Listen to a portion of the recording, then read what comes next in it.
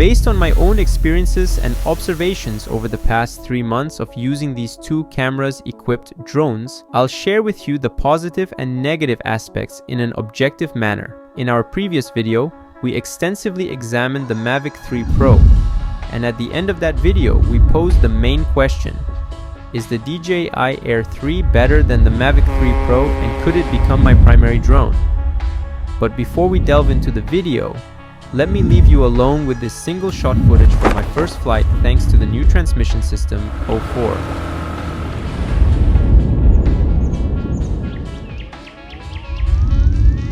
Alright, let's get started. The feature that impressed me the most with the DJI Air 3 is the new transmission system 04, along with our RC2 controller. DJI has once again proven itself with outstanding performance in signal transmission. As you saw in the intro, even in urban areas with FCC mode enabled, you can easily reach long distances. Thanks to the sensor cameras, the versatile obstacle detection, also known as active track mode, is highly advanced. However, it's always important to be cautious. If you're tracking in a risky area, your hand should always be on the stop button. There are 3 different tracking modes. Spotlight mode: after selecting the object, it tracks solely with the camera. POI: point of interest mode. Here, you can adjust the speed and make a 360-degree rotation around your surroundings.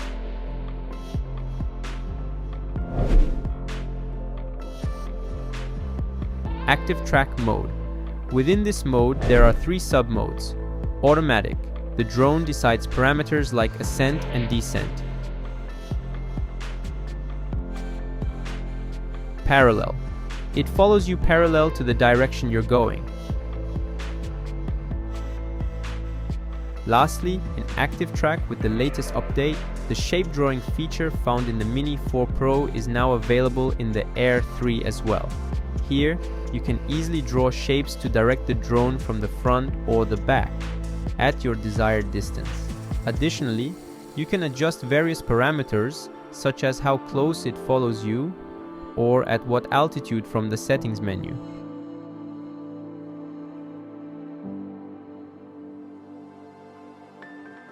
There's a new feature at the charging station that we haven't heard of before, called power accumulation function.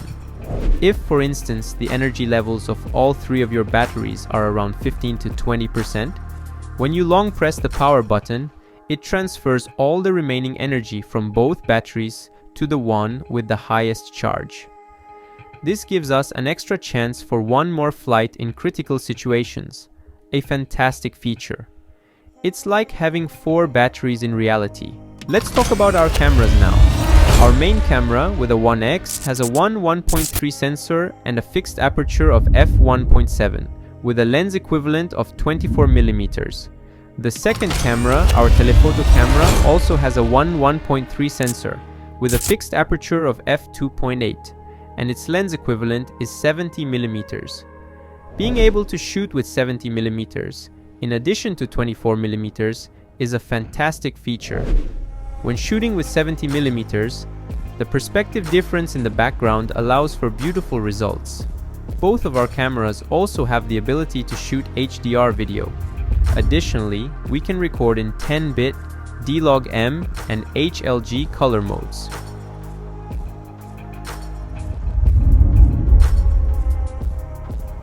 Speaking of slow motion capabilities, we can record up to 100 FPS in 4K and up to 200 FPS in 1080p. For vertical format shooting, we can shoot in 2.7K with an aspect ratio of 9:16. We see the screen in a vertical layout with other parts blurred out. Moreover, since both cameras have the same sensors, it's much easier to match tones when color grading 2 different shots. It was much harder to match tones in the Mavic 3 Pro. When it comes to our flight time, under normal weather conditions, we can expect it to be approximately between 30 to 35 minutes. If you've opted for the combo package, you'll have a sufficiently ample flight time. Our DJI Air 3 also comes equipped with the MasterShot and Quickshot features, which are found in our other models as well. Thanks to our AR features, when attempting to return to the takeoff point, we can easily see the takeoff point on the controller screen indicated by the letter H. Another feature is that while returning to the home point, the controller screen displays the route in green. Lastly, when marking the landing point on the controller, we can see exactly where the drone will land. These features can be disabled in the AR settings section. The ascent and descent speed of the drone is much faster than that of the Mavic 3 Pro. It boasts an impressive speed indeed. Thanks to our Waypoint feature, you can automatically capture footage between the coordinates you've set or shoot transition videos from day to night. Initially, you press the C1 button to set your route, speed, and altitude, then press the Go button, and the drone automatically starts shooting along the designated route. After shooting is complete, we save the flight data and exit. Our coordinates are then saved on the drone. At a different time, when we return to the same point, we can select the route from the saved coordinates section and repeat the same shoot with the same parameters.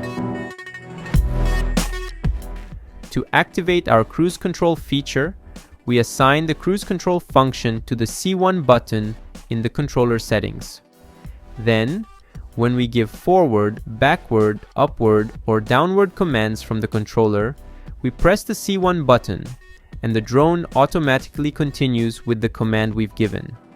In our compass map, we can determine whether our drone is stable in the air or struggling in the wind. If the compass is very active, indicating a lot of movement, we understand that there's strong wind and the device is struggling. To understand the maximum transmission distance and the direction of the drone, we rely on the compass in our controller. When the drone's direction matches the controller's direction, the compass light turns green. However, if we're facing a different direction, it turns blue. You can set the center point on the map either with the drone or yourself. Another feature we have is that we can see the footage captured by the sensor cameras on our controller. During shooting, it automatically selects and transfers the footage from the sensor camera in the direction of any risky areas we might not see. Now, let's move on to our ISO tests. The night mode feature, which was present in the Mavic 3 Pro, is also available in the Air 3. However, due to sensor differences, our ISO values are not as flawless as those in the Mavic 3 Pro. I can confidently say that we achieve the highest performance in night mode at ISO values of 800 and 1600. And I would even recommend not going above 800 if you want flawless footage. Our 3x zoom camera performs quite well in night mode, especially at low ISO values. If you leave the ISO on automatic, it will increase the ISO in darker areas, resulting in noticeable grain. Therefore, your ISO value should always remain fixed and low.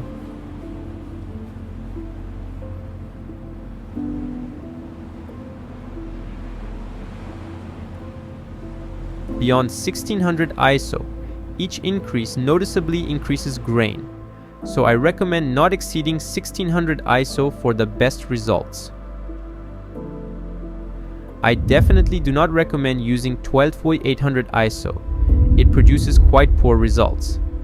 In the Mavic 3 Pro, we could achieve nearly flawless results. In complete darkness, we can say that 1600 ISO performs quite well. When it comes to the negative aspects, unfortunately, we can't shoot simultaneously in both horizontal and vertical formats. You'll have to reshoot the same footage for different platforms, which is inconvenient. Another issue is the size of our charging station, which appears quite large and bulky, which can be seen as a negative aspect. Additionally, due to the difference in aperture between the two cameras, when we attach a single ND filter with a fixed ND value, the exposure values differ.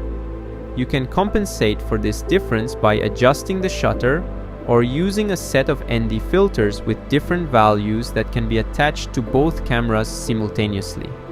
Another downside of the fixed aperture is that if you have chosen the wrong ND filter, or if there are sudden changes in weather conditions, you'll have to change the ND filter again. After our thorough review, I can confidently say that the Mavic 3 Pro is an outstanding device. However, its large size makes it difficult to carry during travel, and it lacks the ability to shoot vertically for Instagram. Therefore, I would recommend the Mavic 3 Pro mainly for professionals. On the other hand, the Mini 4 Pro offers excellent video quality, is quiet and easy to carry. However, in windy conditions, it may not deliver the same level of quality, and flights can even pose risks in strong winds. After personally conducting all the tests, I can confidently say that the Air 3 is the best drone you can get in terms of both price and performance. I'm curious to hear your thoughts on this matter, so please share them in the comments. If you want more content like this, please subscribe to the channel and support me by liking the video. Until the next video, I'll leave you with these visuals. Take care and goodbye.